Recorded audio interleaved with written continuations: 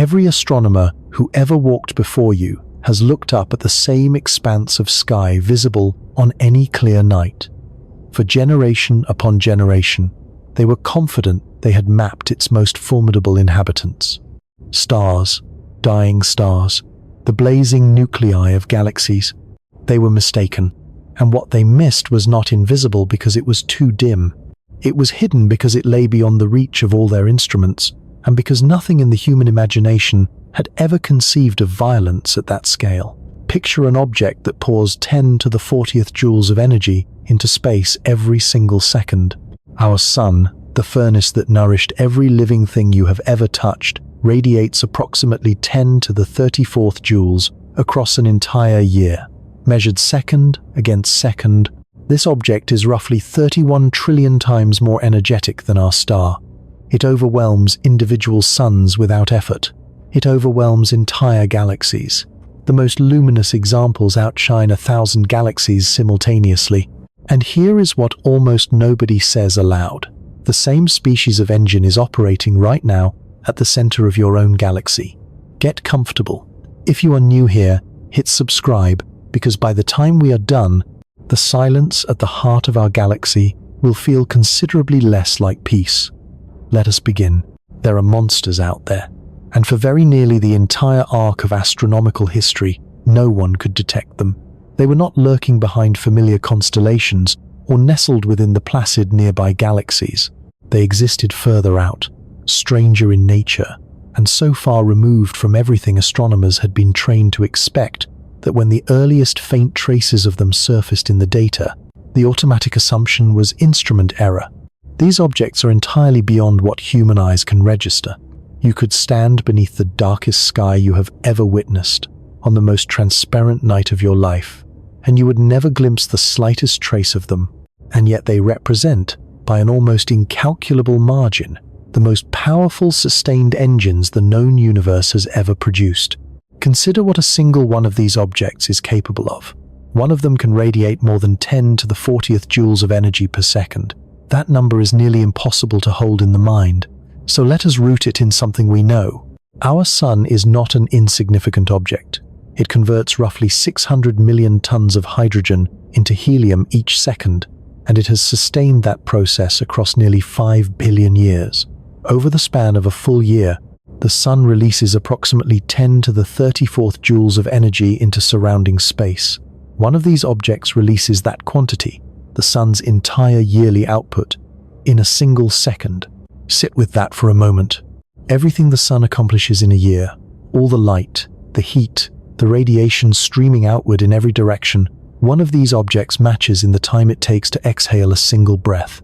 If you compare them at the same instant, second against second, the disparity grows even more daunting. Against the sun's power output in any given moment, one of these objects is approximately 31 trillion times more energetic. Not 31 times, not 31,000, 31 trillion. There is no experience in human life that prepares you for a number of that magnitude, which is, in part, why this story is so unsettling. Over the next several hours, we are going to build layer by layer a thorough understanding of an object whose power sits that far beyond anything intuition can comfortably accommodate. The most luminous among them dwarf individual stars without contest.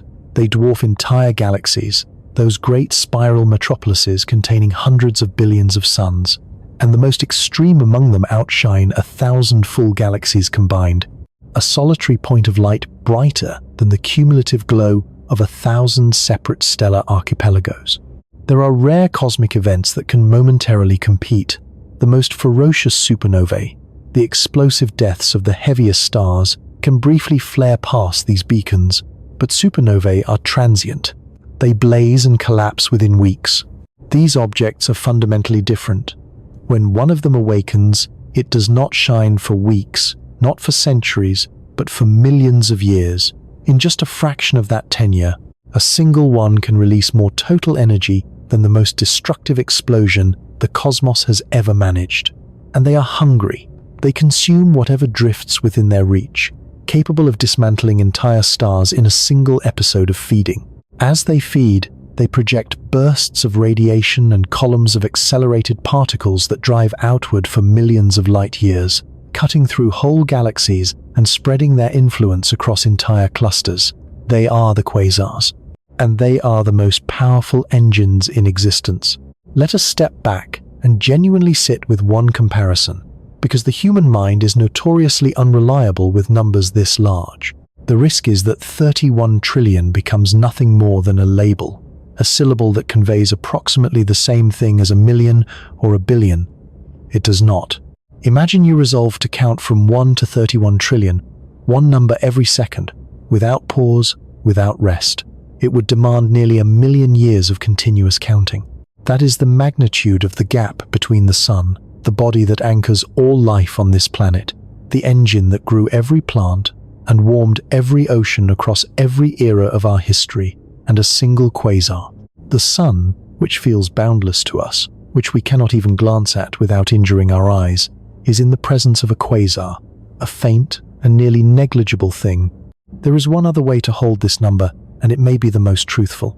A quasar releases in a single second as much energy as our sun radiates across roughly 1,000,000 years.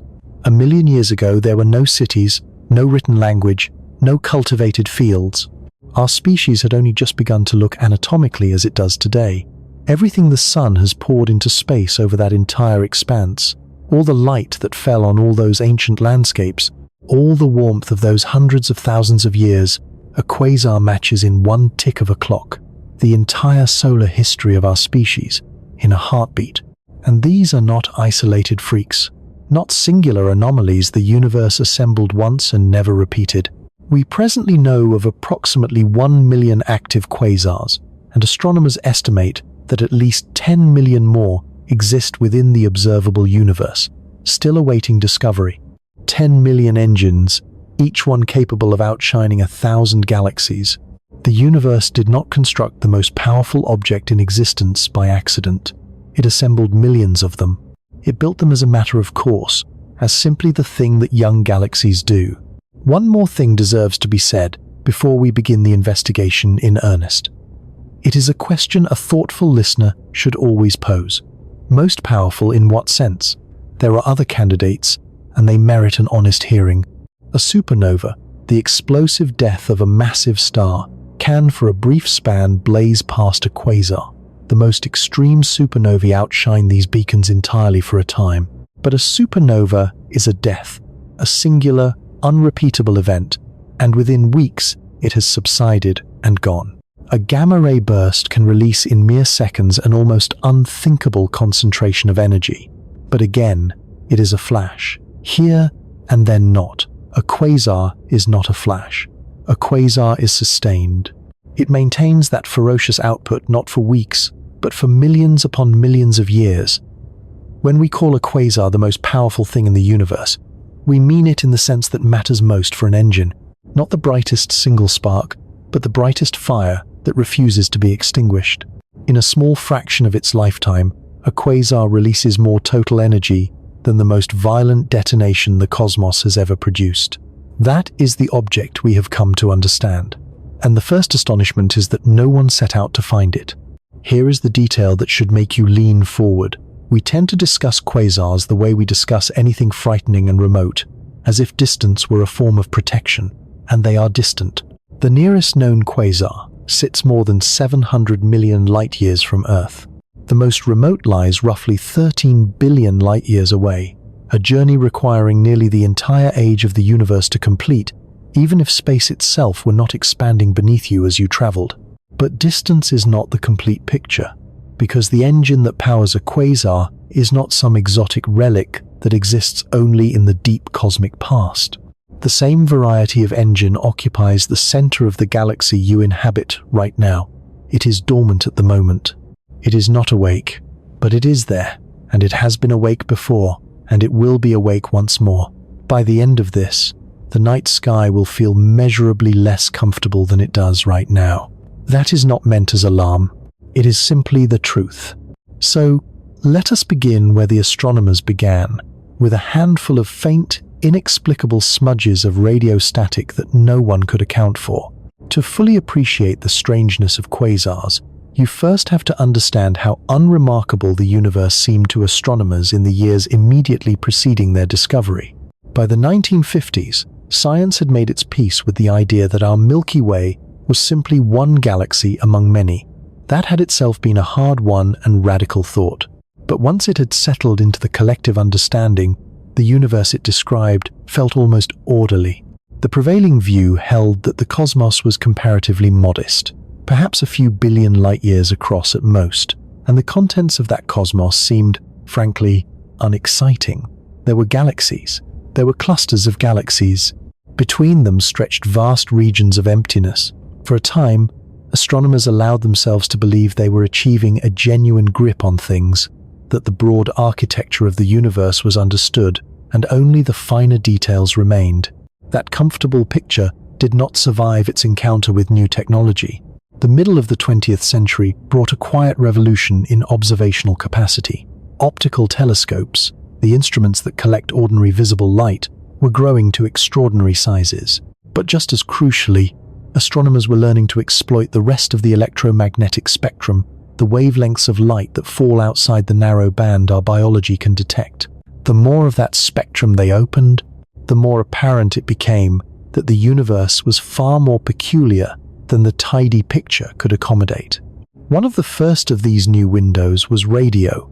In the 1930s, an engineer named Karl Jansky was pursuing a thoroughly practical objective.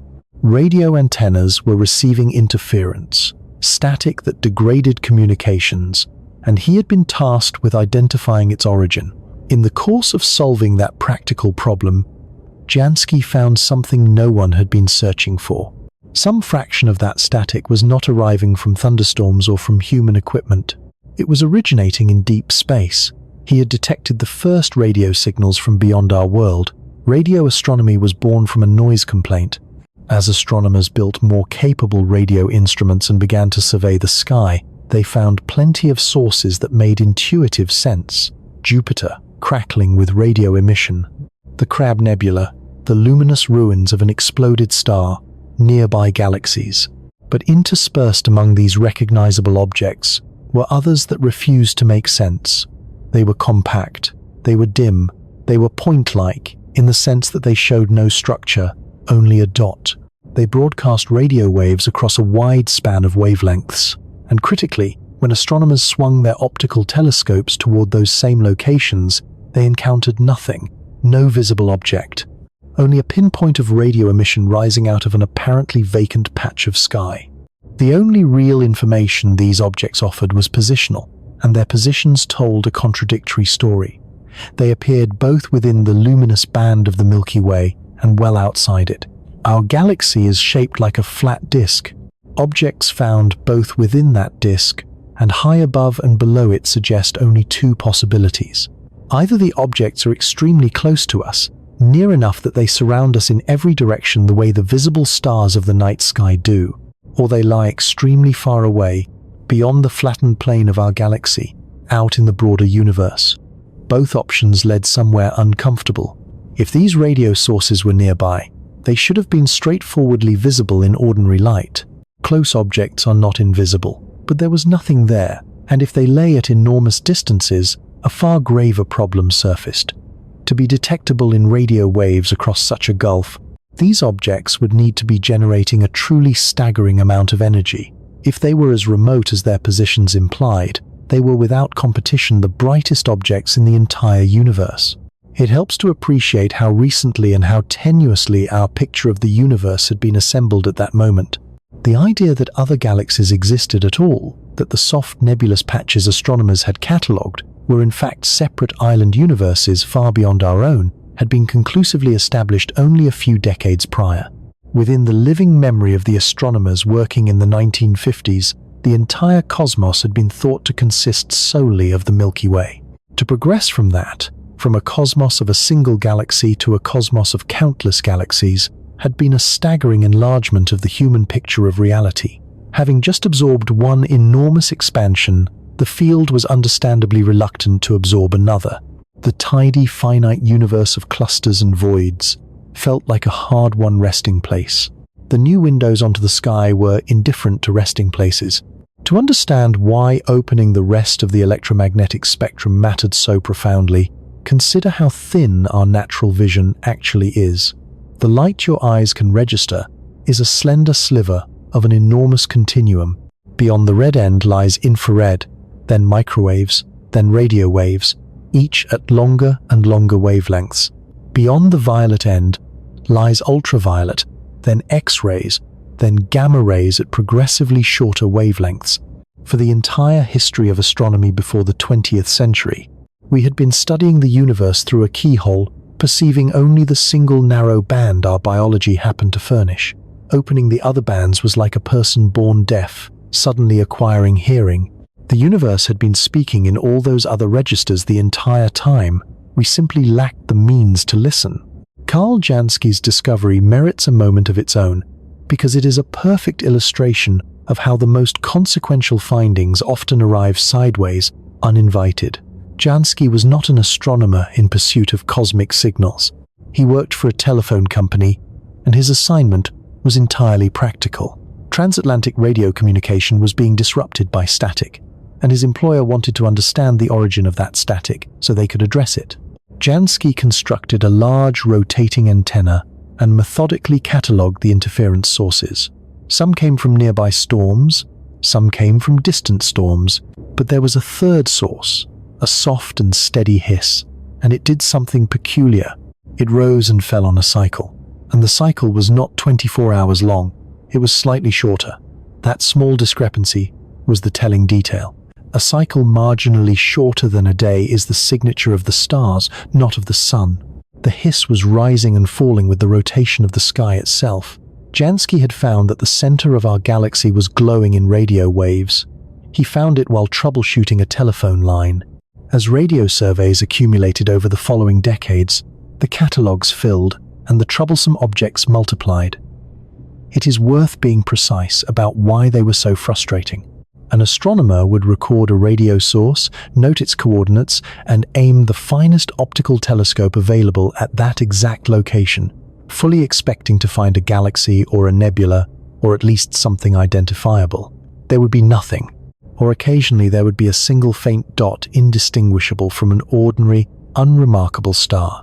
A radio source that resembled a star made no sense, because normal stars do not emit significant radio radiation. The thing was a contradiction embedded in the data, and a contradiction in the data is either a measurement error or a discovery.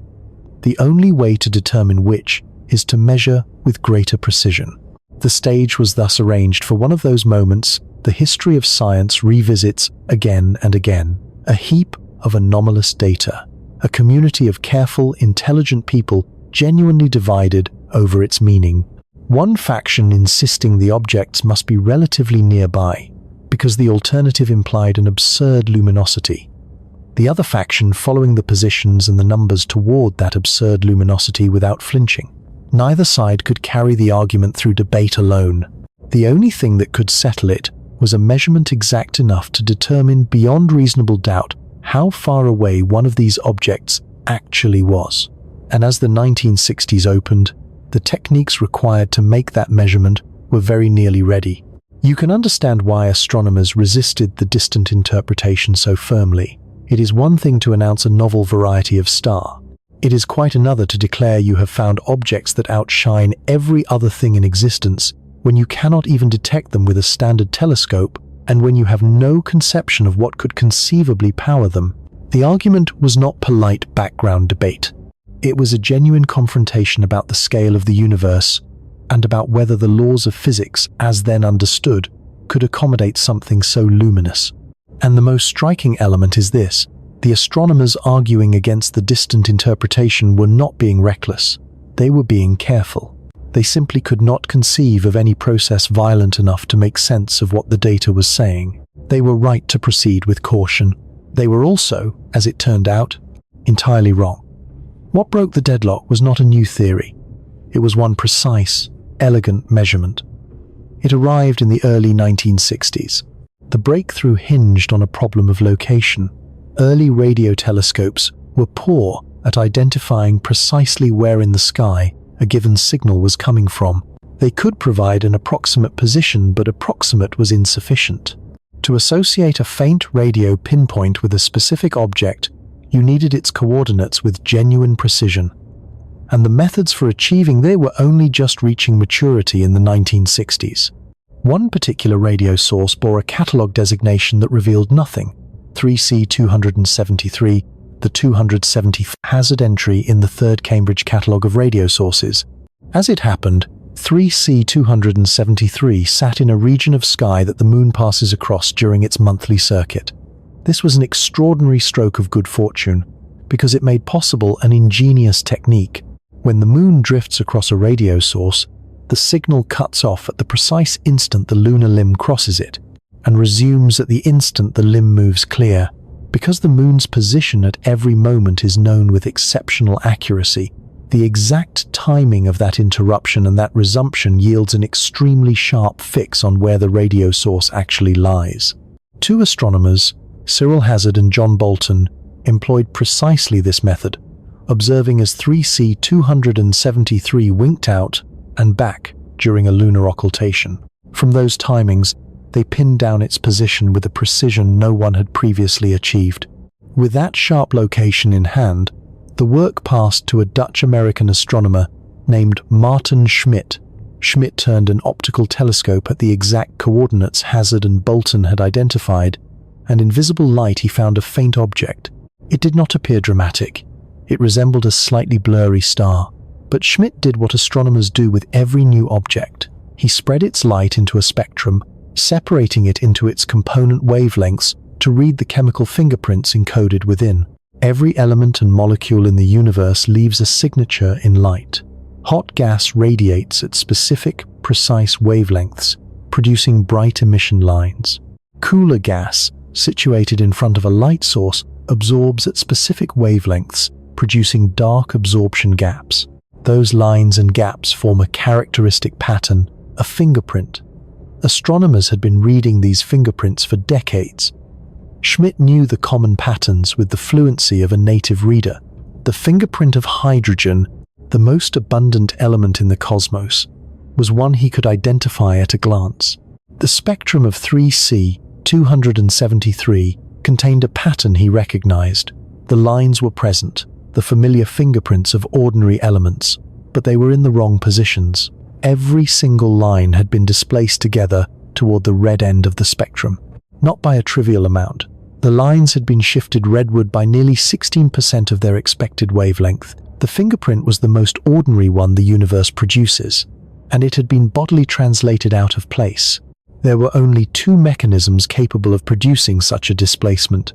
Either the object was receding from us at tremendous velocity, dragging its light toward longer wavelengths, in the same way a retreating siren drops in pitch, or the object was extraordinarily remote, and the shift was cosmological in origin. By that point, astronomers were gradually accepting the expanding universe picture, the understanding that space itself has been growing since the beginning of time.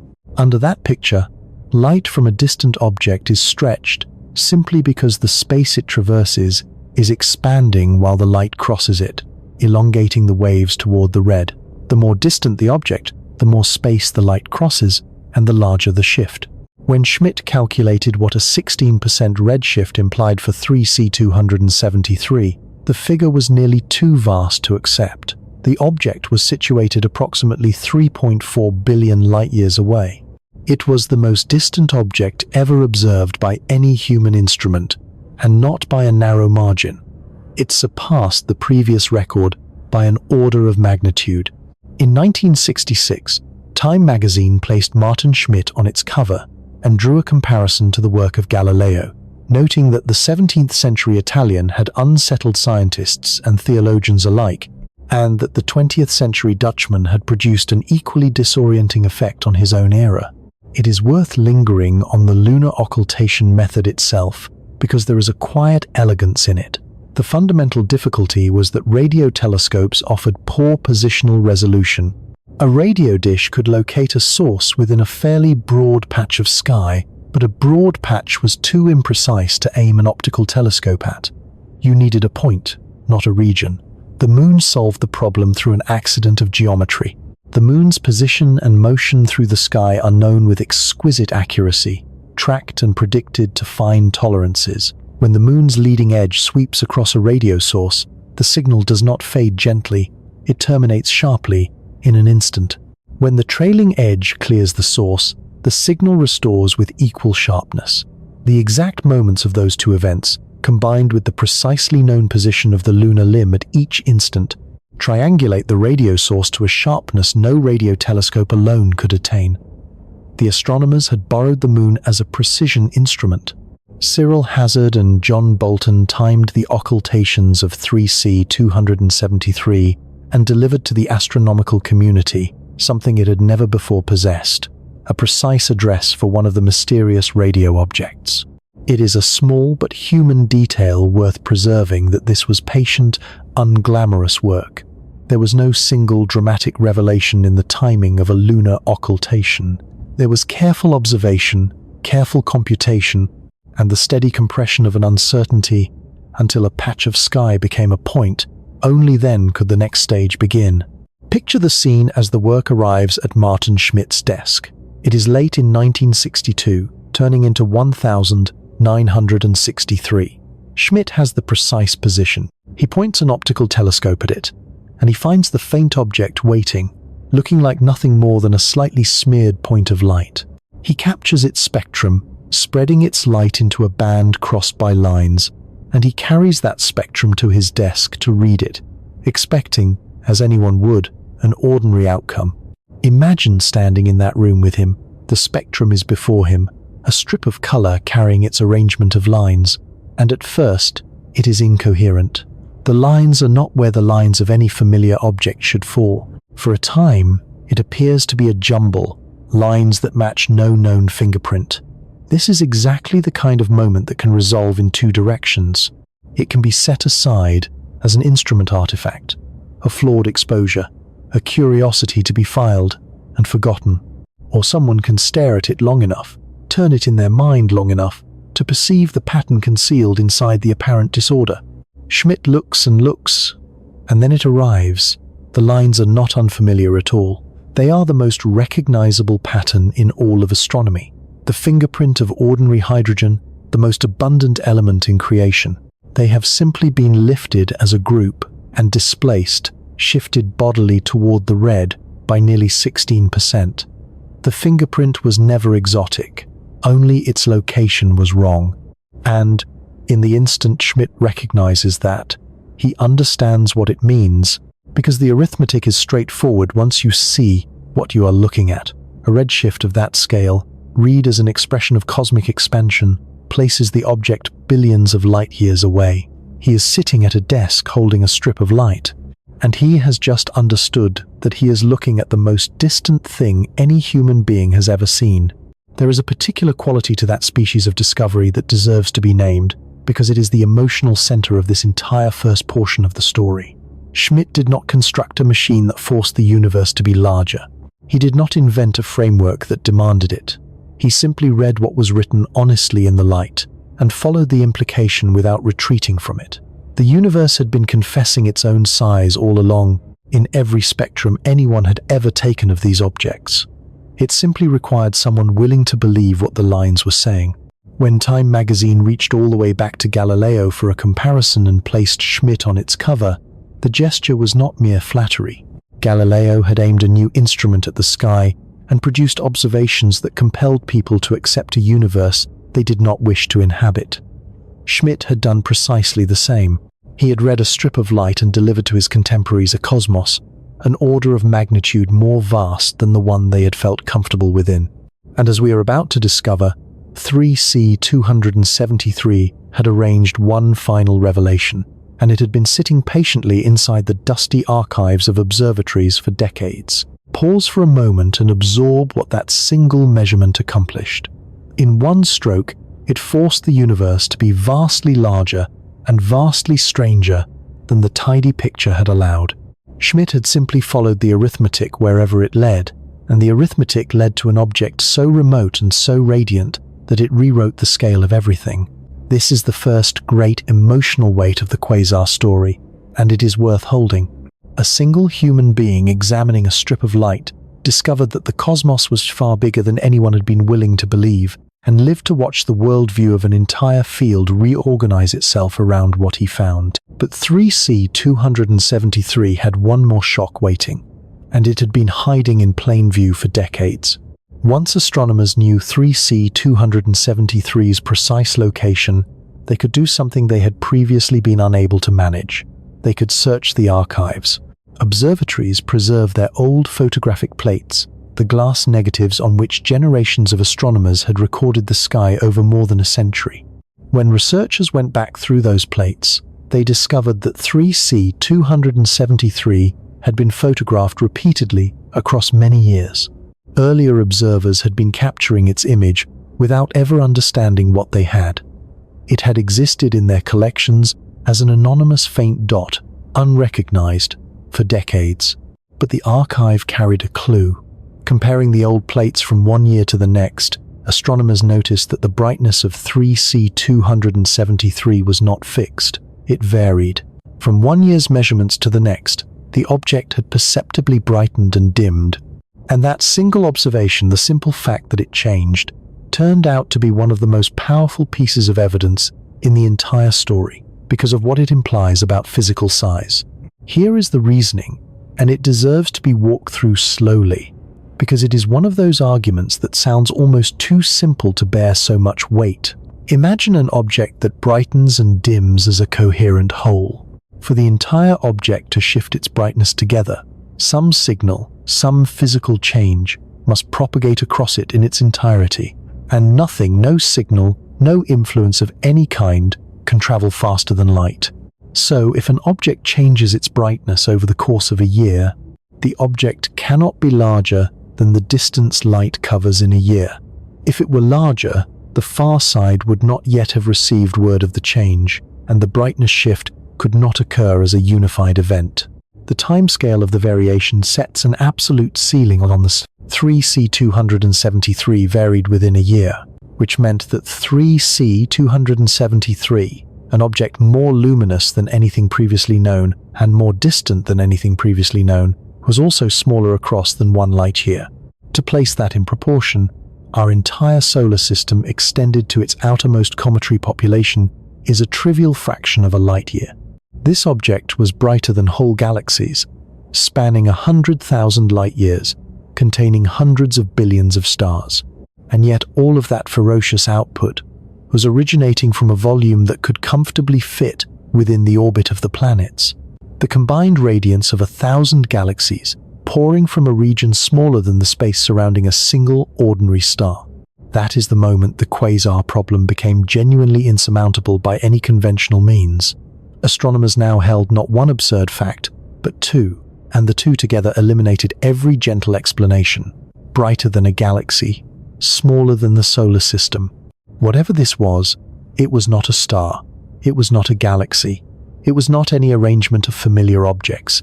It was a new class of thing, and it required a new kind of name. The technique of matching radio sources to faint, visible light objects was by now established, and astronomers used it to confirm the distances of dozens more of these objects. The cumbersome name they reached for, quasi-stellar radio sources, was a transparent confession of ignorance. They knew these things were not ordinary stars, but they had absolutely no understanding of what they actually were, so they simply described their appearance. Quasi-stellar, almost a star, but not. In 1964, the astrophysicist Hong-Yi Chu compressed the unwieldy phrase in the pages of Physics Today, writing that for the sake of brevity, the shortened form quasar would be used throughout his paper, and so the quasar received its name, coined as a convenience before anyone grasped the first thing about what it was. As the discovery spread beyond astronomical circles into the broader public imagination, the word quasar acquired a quality of strangeness and remoteness. The physicist George Gamow even composed a new nursery rhyme for the occasion, a variation on an old one. Twinkle, twinkle, quasi-star, biggest puzzle from afar, how unlike the other ones, brighter than a billion suns. Twinkle, twinkle, quasi-star, how I wonder what you are. That last line was not merely whimsy. It was a precise and candid summary of the scientific position. Astronomers had located the brightest objects in the universe. They genuinely had no idea what they were. The archival photographic plates deserve a moment of appreciation because they represent one of the quiet, intellectual treasures of astronomy.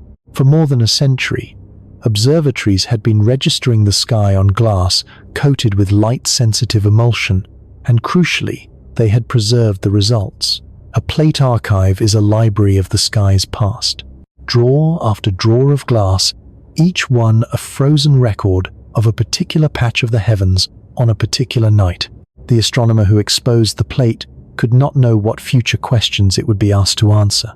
The plates of 3C273 had been made by observers who had no inkling they were documenting the most distant object then known.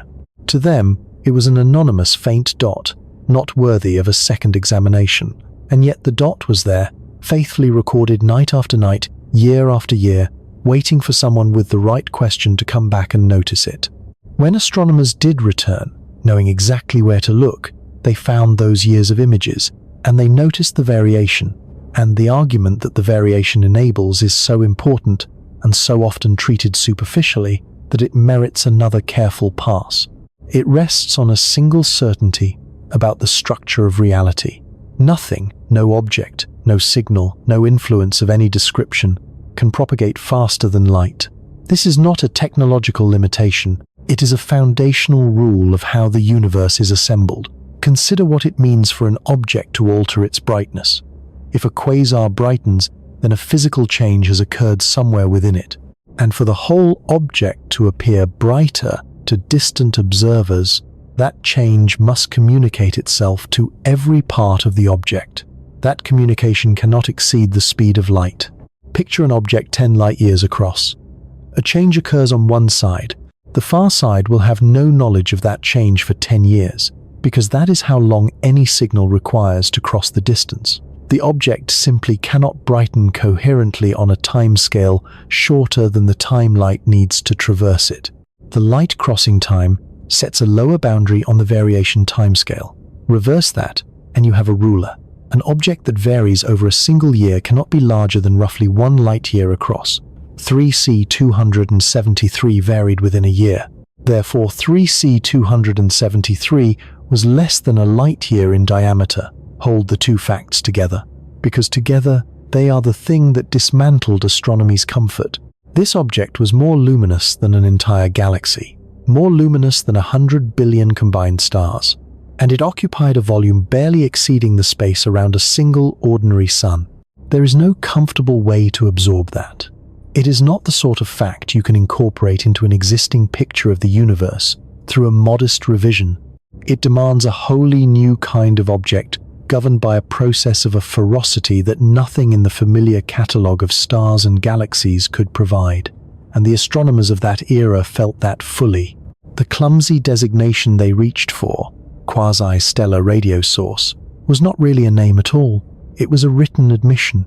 It said, in effect, this thing superficially resembles a star. It is not a star, and we do not know what it is. When Hong Yi-Chu compressed that admission into the single word quasar in 1964, he was naming a gap in human knowledge. The word entered the language with remarkable speed, and it carried a persistent flavor of the alien and the unreachable. Gamo's little verse, brighter than a billion suns, how I wonder what you are, was charming. It was also an exact and honest account of where human understanding stood. We had encountered the most luminous objects in all of creation. The final line of the nursery rhyme was a genuine question to which no one possessed an answer. To answer it, astronomers would have to stop gazing outward at the impossibly distant beacons and redirect their attention towards something far closer, far darker, and far quieter, concealed at the center of our own galaxy. And the catalogue of strangeness only expanded. As radio astronomy sharpened its precision, astronomers encountered more diversity than they knew how to classify. Some quasars were extraordinarily loud in radio. These eventually earned their own designation, blazars. Others emitted no radio waves whatsoever, but blazed in X-rays instead. There was Cygnus A, one of the most powerful radio objects in the entire sky. which revealed itself to be a galaxy with a brilliant core flanked by two narrow jets extending hundreds of thousands of light-years into surrounding space, each terminating in an enormous lobe seething with radio emission.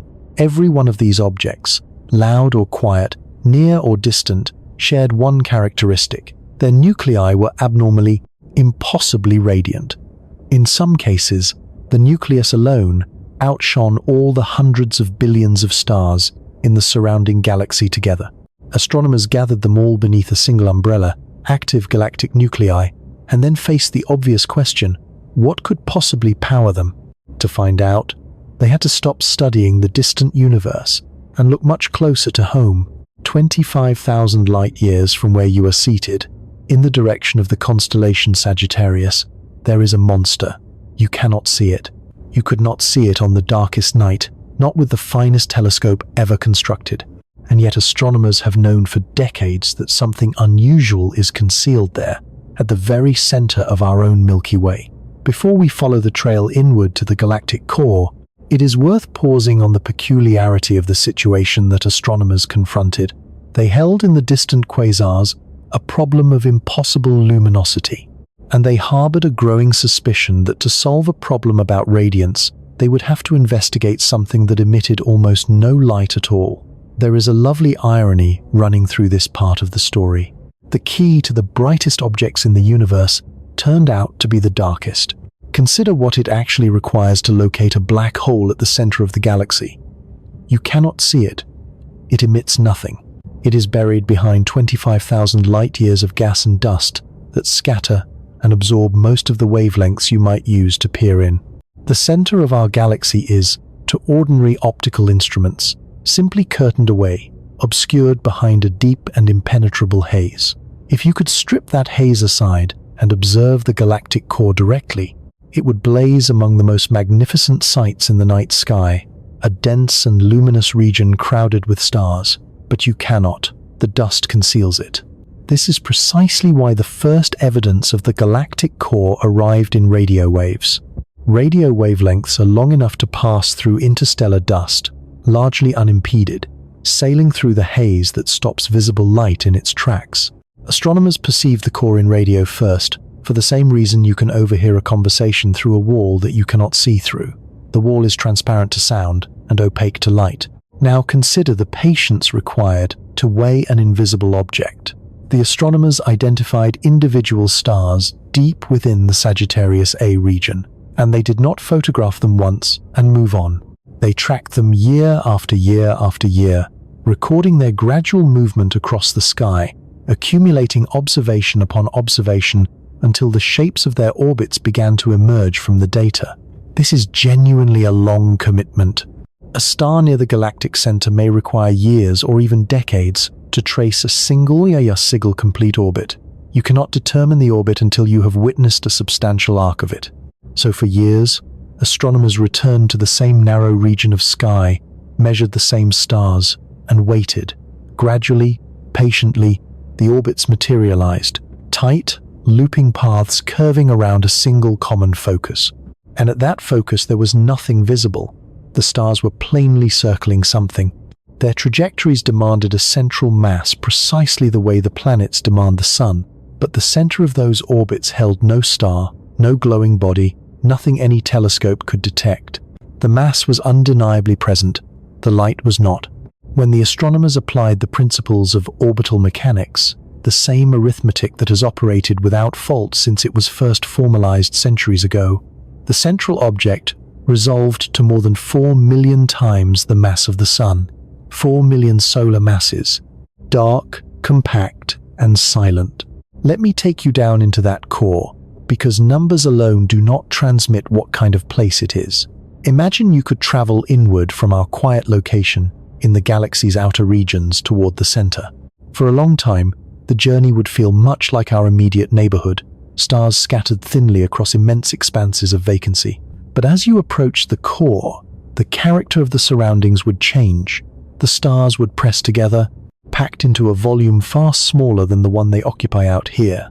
An inner city of sun. You would pass through a vast, cold ring of dust, a torus roughly 1,000 light-years across, a slowly rotating wall of particulate matter, so tenuous that you would barely register passing through it, and yet so effective at absorbing light that it seals the entire core from the outside. Within that ring, you would feel the physics shift. Out in the broader galaxy, the motion of objects is governed by the combined gravity of billions of stars distributed across an enormous volume. But inside that ring, within the innermost region, one object commands everything. Every star, every clump of gas, every particle of dust moves in response to a single dark mass. And at the very heart of it, you would find the thing the Event Horizon Telescope imaged in 2022. A blurred ring of superheated plasma surrounding a core of absolute blackness. A black hole whose gravity bends the light from objects behind it up and over its own event horizon, folding the far side of itself into view, presenting a shadow larger than the object casting it. And yet, for all its implicit menace, our black hole is quiet. It is a sleeping colossus, not an active one. The distant quasars exceed it in luminosity by millions, which left astronomers with the question that drives the remainder of this story. The object in our core is a supermassive black hole. It is calm. The distant quasars are blindingly, ferociously energetic. Could they conceivably be the same type of object in two entirely different states? And to pose that question seriously, they first had to demonstrate that black holes were real at all. That extreme gravitational reach extends outward into the black hole's surroundings.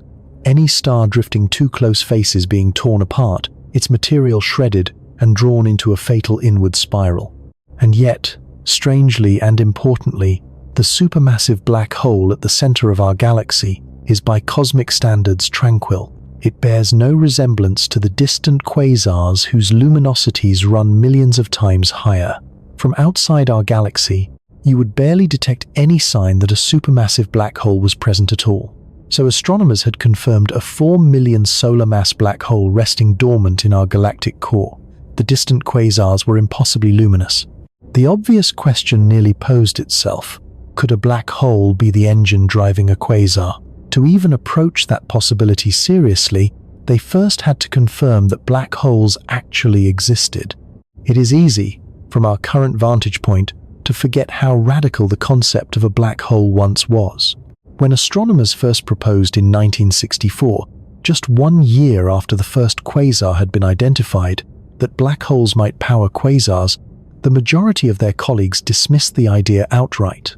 And they were not being unreasonable. At that time, black holes were regarded as a speculative and likely unphysical hypothesis, a mathematical curiosity rather than a genuine feature of the cosmos. The foundation of the skepticism was coherent. Einstein's general theory of relativity, published earlier in the century, had indisputably transformed our understanding of gravity.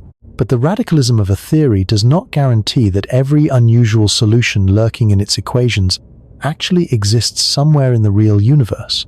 The black hole concept held that matter could compress so completely, collapse so utterly, that no force in nature could resist the inward pull, and the matter would fall all the way to a point of infinite density.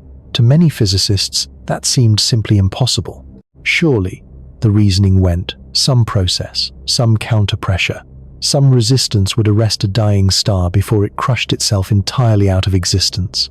What shifted the consensus was an object in the constellation Cygnus, the Swan, known today as Cygnus X1.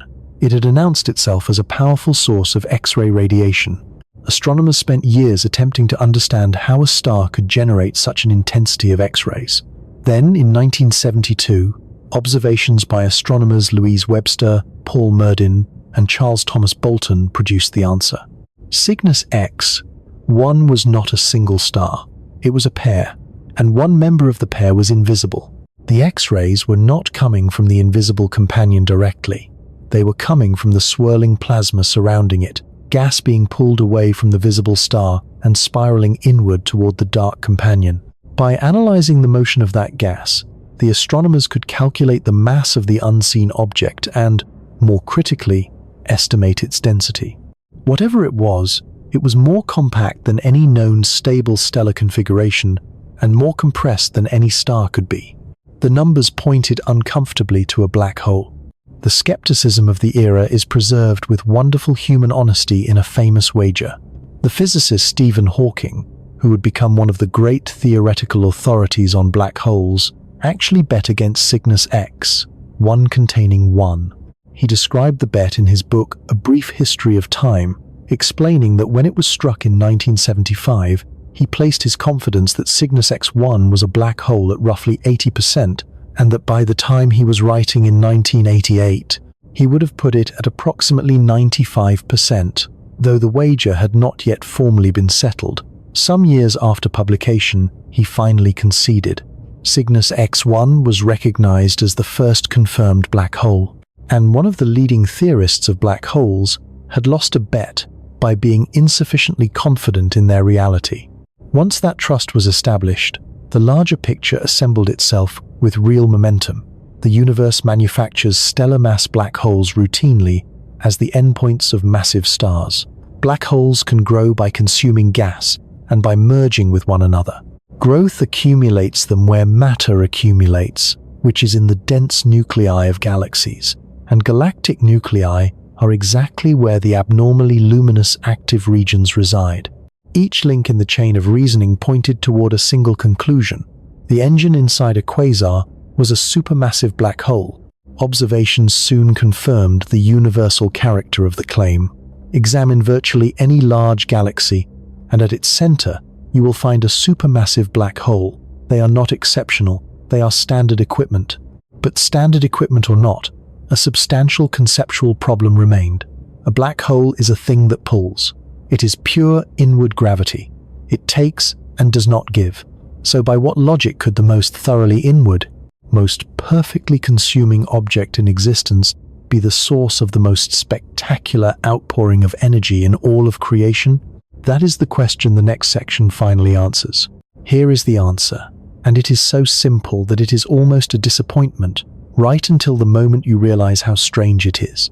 The energy of a quasar does not derive from any exotic mechanism. It comes from falling.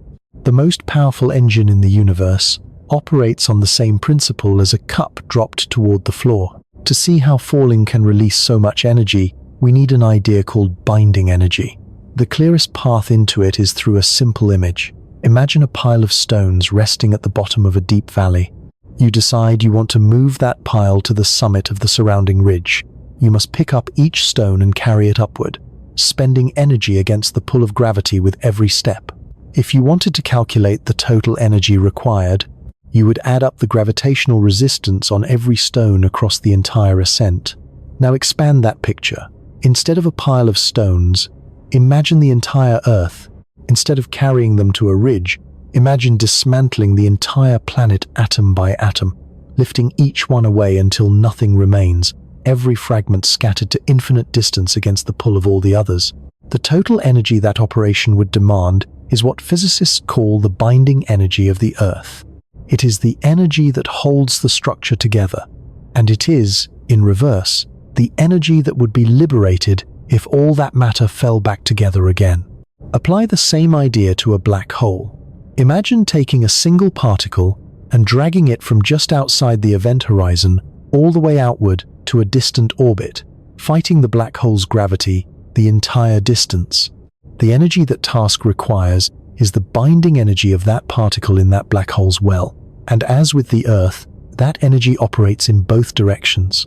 The energy you would expend hauling the particle out is identically the energy released when it falls back in.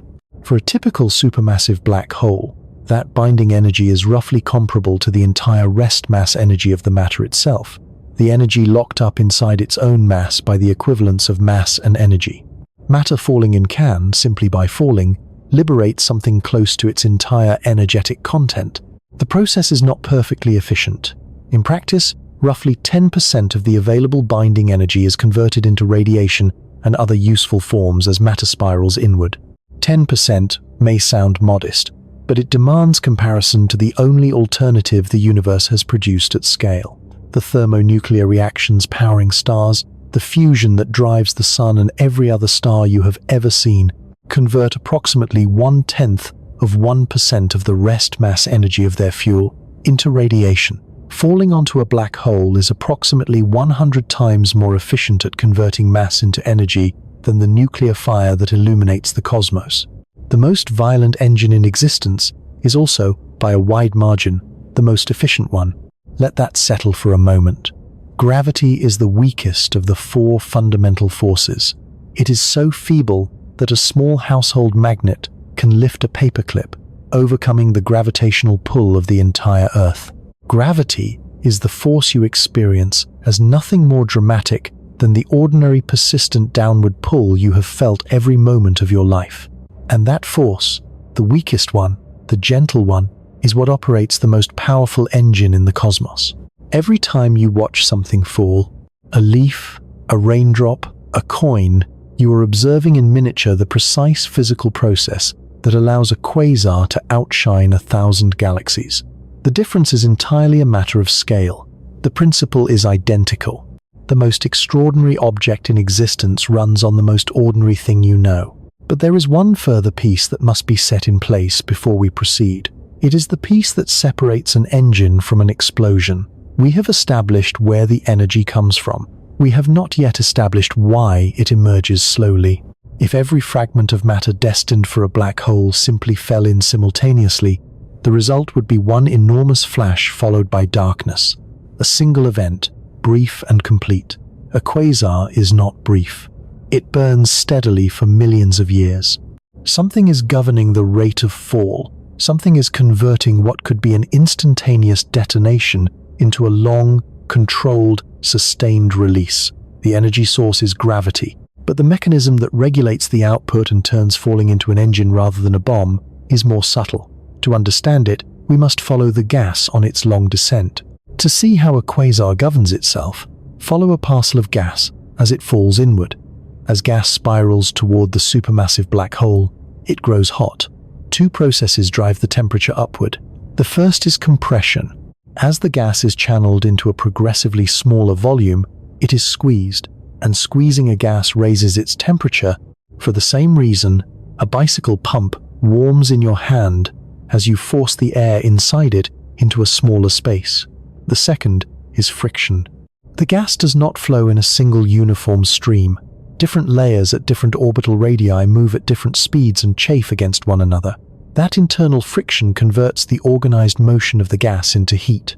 Compressed and abraded, the infalling gas reaches enormous temperatures and heated matter radiates. This is straightforward physics. Hot things emit light. What is not straightforward is what that radiation accomplishes.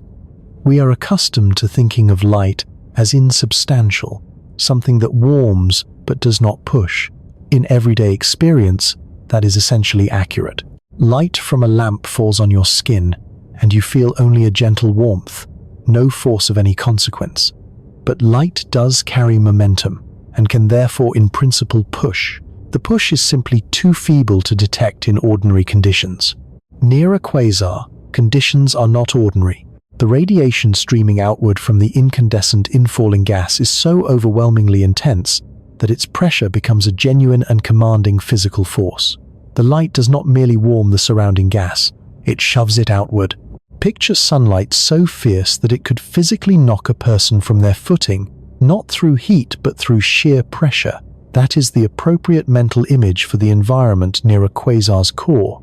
And now the feedback loop closes. It closes in a way that carries a quality almost of elegance. The radiation from the heated infalling gas pushes outward against gas that is still descending. It drives that gas away from the black hole. Gas driven away cannot continue to fall inward. Gas that does not fall inward cannot sustain the engine. So the engine, by radiating, deprives itself of fuel. The radiation weakens. And as it weakens, the outward pressure diminishes with it until it is no longer sufficient to restrain the gas against gravity. Gravity, which never relented for an instant, reasserts itself.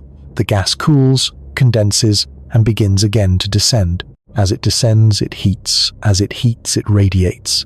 As the radiation intensifies, it again builds sufficient pressure to push the surrounding gas outward. Infall, ignition, starvation, cooling, infall again.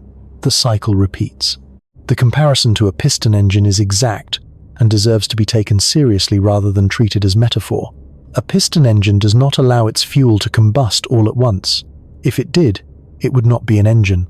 It would be a detonation, a single destructive release. Instead, the piston cycles the combustion into a measured rhythm, stroke following stroke, converting what would otherwise be an explosion into smooth, sustained, controllable power. The radiation pressure cycle of a quasar performs precisely this function. It takes what could be a single catastrophic infall and parcels it into a steady rhythm of feeding and withdrawal. That parceling is why a quasar can radiate not for a brief moment, but for millions of years without exhaustion.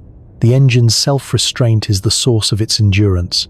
Now experience the piston from within, because to truly understand a quasar, you should not merely observe it from a distance. Become a single parcel of gas drifting in the turbulent region, a few light days from the black hole.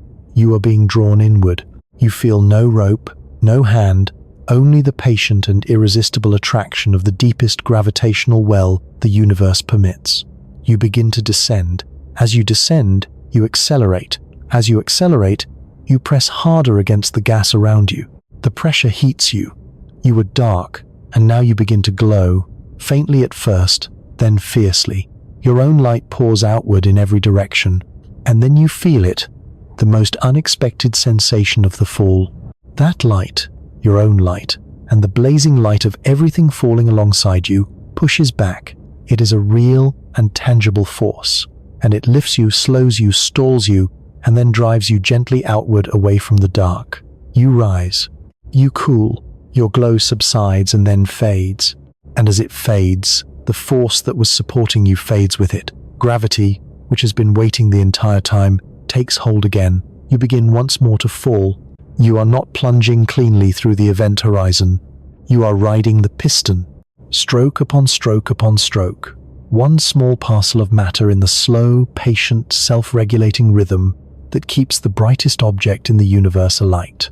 And yet even this, the piston, the throttle, the measured rhythm, is not the whole engine, because the gas surrounding a black hole does not merely oscillate inward and outward, it also spins. And spinning gas, it turns out, constructs something far more dangerous than a piston. Gas does not fall straight into a black hole. It almost never does. The reason is a principle you have felt directly with your own body, even if you have never named it. Conservation of angular momentum. The familiar demonstration of it is a figure skater. Watch a skater begin a rotation with arms extended wide. They turn at a certain rate.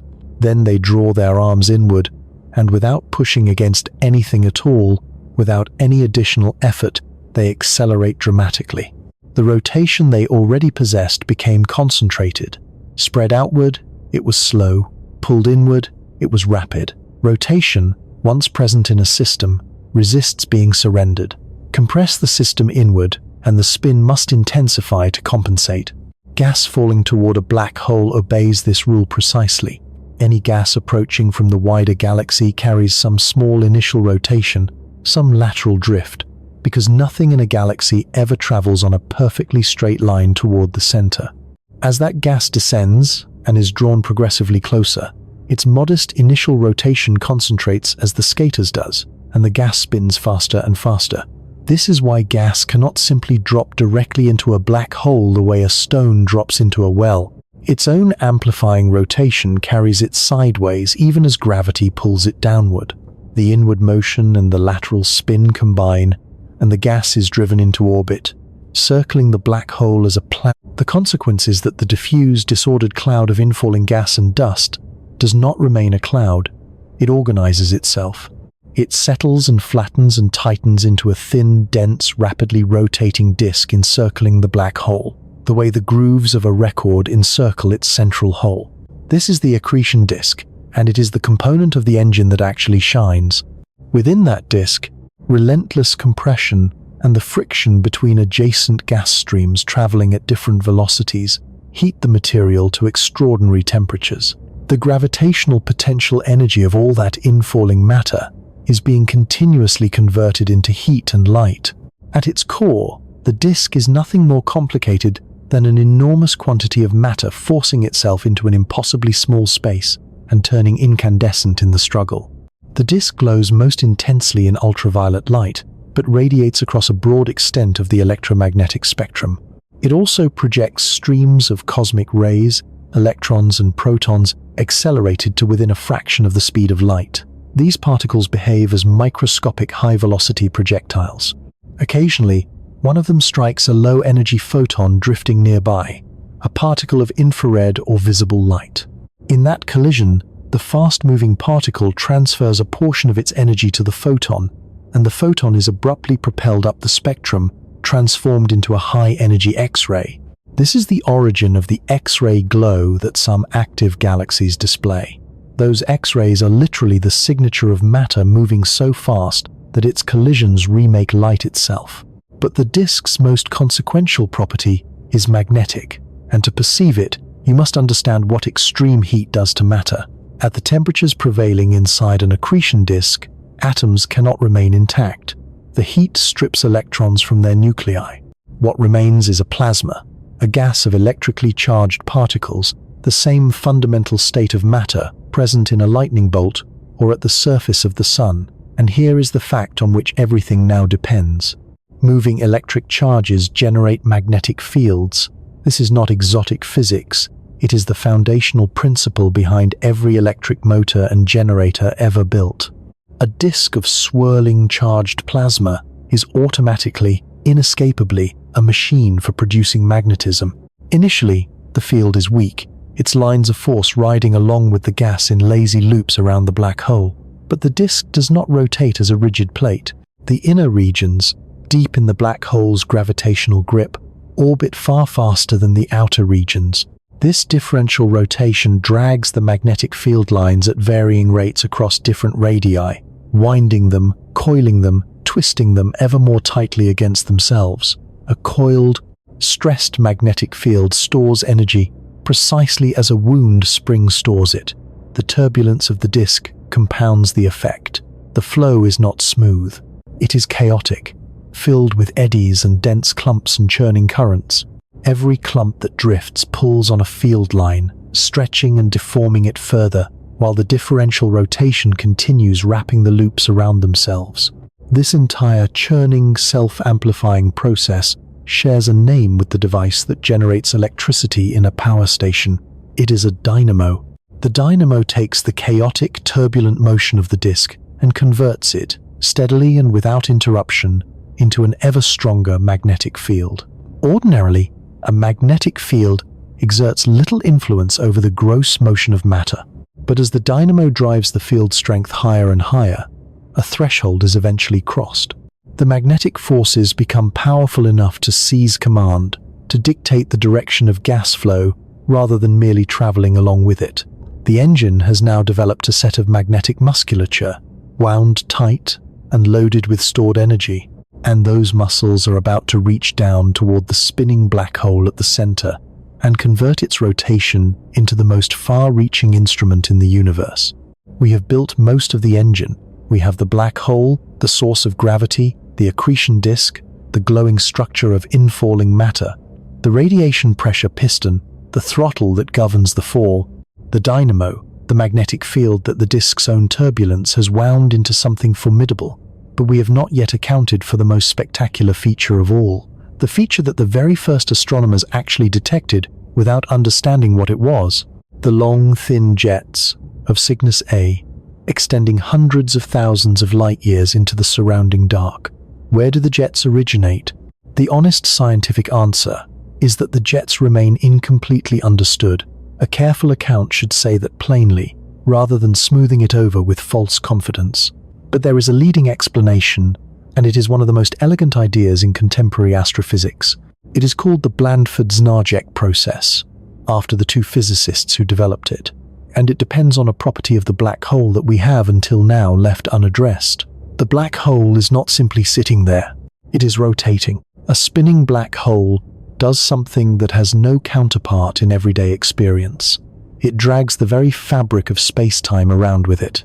To approximate this, imagine pressing a large, heavy table down onto a thick, soft rug and slowly rotating the table. The rug does not remain still beneath it. Gripped by friction, it is twisted along with the table, winding up underneath it. A rotating black hole does this to space-time itself. It winds the fabric of space and time around its own spin, and close to the black hole, there is a region where this twisting becomes completely irresistible, where space-time is being swept around with such force that nothing at all can remain stationary against the current, regardless of how powerfully it tries. That region is called the ergosphere. Anything entering the ergosphere is compelled to co-rotate with the black hole. It is not a force that can be resisted. It is simply the geometry of space and time in that vicinity. Crucially for our story, that compulsion applies to magnetic field lines just as thoroughly as it applies to matter. Recall the powerful magnetic field the dynamo has spent so long winding and strengthening. Those field lines, threading through the inner accretion disk, reach into and out of the ergosphere. The moment they enter it, the dragging of space-time forces them to rotate along with the black hole, coiling them, winding them still tighter, pressing them to find an outlet. Confined on all sides by the disk and forced to discharge their stored energy, the field lines punch outward along the only path remaining open, away from the black hole's poles, above and below the disk plane. They build two great wound columns of magnetic energy, projecting outward along the black hole's rotation axis. Charged particles caught on those field lines are channeled along them, funneled by the magnetic architecture. Most particles riding lines that pass close to the black hole are swept across the event horizon and erased from the universe. But some ride field lines that only barely graze the danger region. These particles are not swallowed, they are launched, accelerated by the colossal magnetic energy concentrated in the ergosphere. They are hurled outward and guided by the twisted columns of field, streaming away from the black hole in two long, narrow, precisely collimated jets. They are lighthouse beams fired from the galactic core into the surrounding dark at velocities approaching the speed of light. As those particles race along the jet, the magnetic field constrains them into tight helical spirals. A charged particle compelled to spiral radiates. The light it emits is predominantly radio waves. And there, at last, is the resolution of the mystery we began with. The loud radio sources, the faint baffling pinpoints scattered across the sky that launched this entire investigation decades ago, were the radio glow of magnetized jets streaming from supermassive black holes at the centers of distant galaxies. Recall how we opened, describing quasars as lighthouses in the deep beacons of unknown power. That description is no longer poetic mystery. It is now a precise mechanical fact. A quasar is, in the most literal possible sense, the universe's most powerful radio transmitter, broadcasting across billions of light years on the energy of matter descending into a hole. And the reach of the jets is almost incomprehensible. The particles within them travel at nearly the speed of light and carry such enormous energy that they do not halt at the boundary of their host galaxy. They penetrate it entirely, driving outward into intergalactic space for distances of up to millions of light years. Eventually, they lose momentum, slowed as they push through the tenuous gas that occupies the voids between galaxies. Where they finally decelerate, they accumulate into vast, glowing, high-pressure lobes of charged particles, and those lobes carry heat. They transport it from the innermost region of the engine, a volume only light days across, outward into the volume occupied by an entire cluster of galaxies, a structure that can span more than 1,000,000 light years. Hold that scale, a single object, an engine smaller than our solar system, reaching out to elevate the mean temperature of an entire galaxy cluster, the largest gravitationally bound structures the universe contains. Let me place you outside a galaxy at a great distance and let you watch this unfold, because the scale of it merits being felt rather than merely catalogued. You are observing a quasar's host galaxy as a whole, a spiral of hundreds of billions of stars suspended in the dark. From its blazing core, a thread of light erupts. It is so straight, so narrow, so precisely focused that it seems nearly artificial. And it does not stop at the spiral's edge. It crosses the rim of the galaxy and continues outward, a needle of pure radiance traversing a gulf of emptiness so vast that the light you are watching leave the far end of that jet departed, long before a single ocean existed on this planet. And at the terminus of that immense filament, the jet finally opens into a lobe of luminous charged gas broad enough to engulf 1,000 galaxies, broad enough to warm an entire cluster. One object accomplished that. One engine, smaller across than the planetary orbits of our solar system, reaching out more than 1,000,000 light-years to touch and heat and reshape the largest structures in existence. That is the true measure of the most powerful thing in the universe. Now that we have seen the complete engine, every component from gravitational well to disk to piston to dynamo to jets, we can finally pose the questions that the engine itself cannot answer. We have assembled a thorough picture of the quasar engine, and it is a genuine triumph. The supermassive black hole, the surrounding ring of cold dust, the ferocious accretion disk, the metering piston of radiation pressure, the dynamo, the magnetized jets. This unified picture accounts for a remarkable breadth of observations. It even explains why so many apparently distinct varieties of active galaxy exist. If we observe a galactic core face-on, we perceive the intense radiation of the disk combined with the radio emission of the jet, and we call it a quasar. If we happen to be positioned directly along the axis of one of the jets, we receive the most extreme output of all, and we call it a blazar. And if a thick, cold torus of dust 1,000 light-years across happens to sit between us and the core, it blocks our view of the engine entirely, and we observe something quieter. It is, as one vivid description puts it, like encountering cats one fragment at a time, a whisker here, a paw there, a swishing tail. At first they appear to be entirely distinct creatures. Only gradually does the realization dawn that they are all the same animal, observed from different directions. It is worth pausing to acknowledge how much this single picture explains, because a successful theory deserves recognition for its accomplishments before being examined for its shortcomings. Consider how it dissolves what once looked like a bewildering menagerie of separate objects. The engine picture reveals that most of the apparent variety is an artifact of perspective, the same object, a black hole with its disk, its dusty torus, and its jets, seen from different angles. The picture also cleanly explains why quasars are absent from our immediate cosmic neighborhood. A quasar is not a permanent fixture, it is a phase, and a phase requires fuel. To shine, the engine must be supplied with a continuous stream of fresh material. Remove that supply, and every component of the machine shuts down. No infalling gas means no disk means no dynamo means no wound magnetic field, and therefore no jets. The entire machine goes dark. Consider how the universe has evolved across its history. The early cosmos was dense and crowded, its galaxies packed close together, colliding and merging constantly. Every merger funneled fresh gas into a galactic nucleus and ignited a new episode of quasar activity. But the present-day universe is old and expansive and sparsely populated. Galaxies are widely separated, mergers are rare, the fuel supply for most galaxies has dwindled, and so the quasars of the local universe have nearly all gone quiet. They have exhausted their provision. Our own galactic core is one of these darkened engines, quiet now, though as we are about to see, that quiet is not permanent. The engine works. It explains a great deal. We genuinely understand it.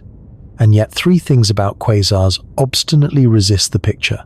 It is important to be honest that these are not neatly resolved footnotes.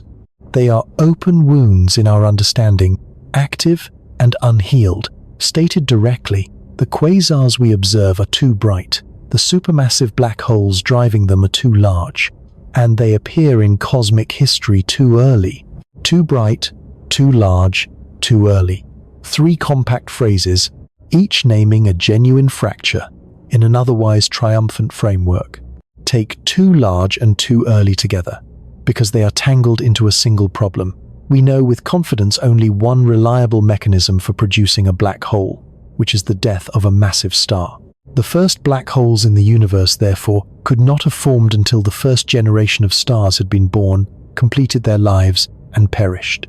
If those initial stars resembled the stars we see today, the black holes they left behind were modest in mass, a few times the sun's weight at most. The puzzle is therefore this: beginning from seeds of only a few solar masses, how do you assemble a black hole of more than 1 billion solar masses? And how do you accomplish it quickly? A growing black hole has only 2 available paths. It can merge with other black holes, and it can consume matter. And frustratingly, each path runs into a wall.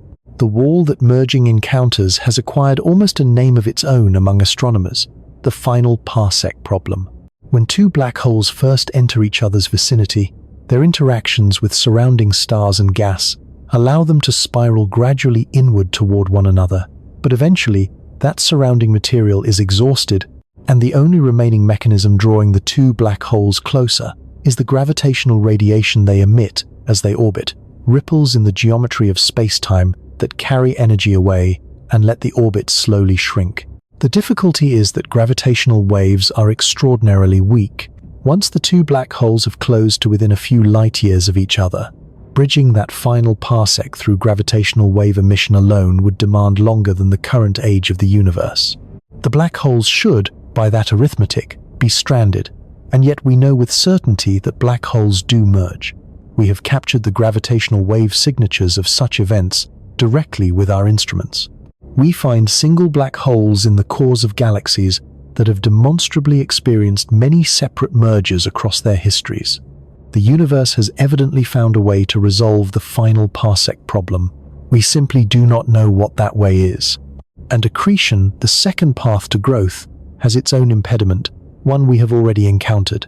The very same seesaw of radiation pressure and gravitational infall that we celebrated as the engine's elegant self-regulating throttle, the piston that allows a quasar to burn steadily for millions of years, also enforces a firm upper limit on how rapidly gas can be delivered to the black hole. Drive too much material inward too quickly, and the radiation that material produces drives the remaining supply outward before it can ever fall in. This ceiling on the rate of accretion is called the Eddington limit. It is not an absolute inviolable law of nature, and there may be pathways around it, but it is a persistent and serious constraint, and it renders the rapid early growth of a black hole genuinely difficult to account for. Compounding everything is a peculiar absence in the data. If black holes grow incrementally from small seeds to supermassive giants, we should encounter intermediate mass black holes scattered widely through the universe, the in-between class, heavier than stellar mass objects but lighter than the supermassive variety. Visible evidence of growth in progress, we find almost none. And then there is the single most pointed piece of evidence, the most distant known quasar, designated J03131806. That object was already a fully assembled engine, its central black hole exceeding 1 billion solar masses, when the universe was only approximately 670 million years old. That is roughly 5% of the universe's current age. Too bright, too large, too early. The engine operates beautifully and comprehensibly. We simply cannot yet fully explain how the universe ever had the time to construct it. Confronted with 3 mysteries that the conventional account cannot resolve, physicists have begun reaching for stranger explanations. And these deserve a fair and careful hearing, because even where they are speculative, they are grounded in real physics rather than invented from nothing. The first possibility concerns dark matter, the invisible substance constituting roughly 80% of the mass of every galaxy. In the simplest models, dark matter does not interact with itself and therefore cannot readily congregate on small scales. But richer theoretical models allow for occasional weak self-interaction. In such a model, dark matter could clump rapidly under the dense conditions of the early universe. If sufficient quantities gathered into a compact enough volume with sufficient speed, the self-gravitational weight could trigger a runaway collapse directly into a large black hole, a seed already substantial enough to begin powering a quasar before the first star had ever shone. A second possibility holds that our assumptions about stellar formation simply do not apply to the early cosmos. In the present universe, a collapsing cloud of gas can only grow so large before heavier elements within it allow it to shed its heat efficiently, cool, and fragment into ordinary stars. But the early universe was almost entirely devoid of those heavier elements, because forging and dispersing them requires many generations of massive stars living and dying. Without that efficient cooling channel, the first clouds may not have fragmented in the ordinary manner. The first stars may have grown to hundreds of times the solar mass, genuine giants. When such objects died, they would have left correspondingly massive black hole seeds, far heavier than anything stellar death can produce today. And there is a third idea, stranger than either, proposing that black holes existed from the very first moments of the Big Bang itself. In this picture, the exotic conditions and violent phase transitions of the universe's earliest seconds generated innumerable small black holes directly, primordial black holes born before the first star, before the first galaxy, before any large-scale structure existed at all. Most proposed populations of primordial black holes have been excluded by careful observation, but a surviving remnant could provide a shortcut to the construction of quasar engines, bypassing the slow route through stellar death entirely. It is precisely to test such ideas, to probe directly the first stars, the first galaxies, and the first quasars, that the James Webb Space Telescope was designed and launched. The mystery of the earliest quasars is not a closed case. It is one of the live frontiers of physics, being actively investigated at this moment. But here is the thread I most want to pull as we approach the close. It is the thread that transforms the quasar from a remote, cosmic curiosity into something far more immediate. In the early years of the 2000s, astronomers made a genuinely startling observation. It is not merely that every large galaxy hosts a supermassive black hole at its center. It is that the properties of the black hole and the properties of the surrounding galaxy are intimately and tightly correlated. The more massive the black hole, the more massive the galaxy within which it sits.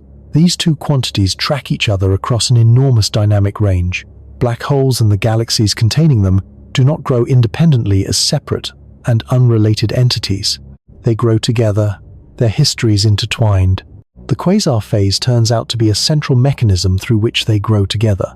When a galaxy receives a great influx of new material, whether by gravitationally drawing in surrounding gas, or by absorbing a smaller companion galaxy, a large fraction of that material spirals into the nucleus, forms an accretion disk, ignites a jet, and converts the core into a quasar.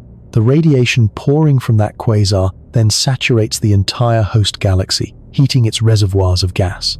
Gas heated too thoroughly cannot efficiently collapse to form new stars, so the quasar serves as a regulator. It prevents the galaxy from squandering all its gaseous reserves in a single extravagant burst of stellar formation, and instead distributes that star formation into a steady, measured, sustainable rate that can continue across billions of years. Consider how remarkable that is. The most violent object in the universe serves simultaneously as a moderating influence, a mechanism that prevents a galaxy from exhausting its future in a single profligate episode. And this applies directly to us, to our galaxy, to the circumstances that permitted you to come into existence. The Milky Way assembled itself as all large galaxies do, through billions of years of mergers with smaller companions. Any one of those mergers could have flooded our galaxy with sufficient gas to send star formation into runaway and exhaust the entire supply within a few 100 million years. But Sagittarius A, our own central supermassive black hole, held us in check. It is a serious scientific consideration, not an idle speculation, that without Sagittarius A, times having flared as a quasar at some point in our galaxy's distant past, the Milky Way might have spent its fuel far too rapidly, and our Sun, which formed relatively late in galactic history, might never have had the opportunity to condense. The most terrifying variety of object in the universe may stand near the root of the chain of events that made your existence possible. But this quiet equilibrium we currently inhabit will not endure indefinitely. The monster we encountered at the heart of our galaxy, 25,000 light-years away, 4 million solar masses, dormant. Remember that dormant does not mean gone. It means resting. And we have already seen the physical evidence of the last time the sleeper stirred. In 2010, astronomers using the Fermi Gamma Ray Space Telescope discovered two immense regions of hot plasma extending far above and below the plane of our galaxy, each more than 50,000 light-years from end to end. These are the Fermi bubbles, and they are fossils. They are the slowly cooling scars left behind by a feeding event several million years ago, when something, perhaps a cluster of stars, perhaps a wandering clump of interstellar gas, descended towards Sagittarius A. The same physics we have spent this entire journey carefully constructing. The disk, the dynamo, the jets, went briefly and ferociously to work in our own galactic core, and it will happen again, on a scale the Fermi bubbles cannot suggest. In roughly 5 billion years, our Milky Way will begin to merge with the great spiral of the Andromeda Galaxy, our nearest large neighbor, already falling toward us through the dark. The two galaxies will pass through each other and fall back together. Their two central supermassive black holes will eventually find each other, and in time they will combine. The violence of that collision will shred stars and nebulae, and the tattered remnants of all that destroyed material will pour downward toward the new combined nucleus. When that material arrives, the slumbering giant at the center will awaken. It will draw the debris into a disk, light its engine of gravity and magnetism once more, and pour its fierce and patient radiation into the newly formed galaxy, extinguishing any prospect of a quiet sky for eons to come. We began this journey with monsters lurking in the dark, objects that seemed safely distant, comfortably confined to the remote cosmic past, observed from a reassuring remove. But the most powerful thing in the universe was never only out there. The same engine, the precise same variety of object, rests at the center of the galaxy you inhabit tonight. It is patient, it is quiet, and one day, through nothing more dramatic or more exotic than the simple, ancient, ordinary act of something falling, it will wake